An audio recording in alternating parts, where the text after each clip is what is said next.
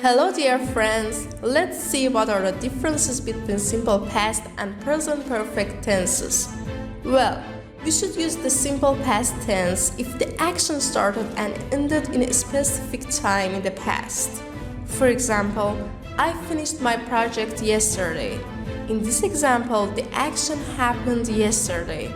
On the other side, if we don't want to mention the exact past time, we should use the present perfect tense. For example, I have already seen this man. In this example, we don't know when did the action happen. The only thing that we know is it relates to a time from past till now. I hope you enjoyed this lesson. Catch you later.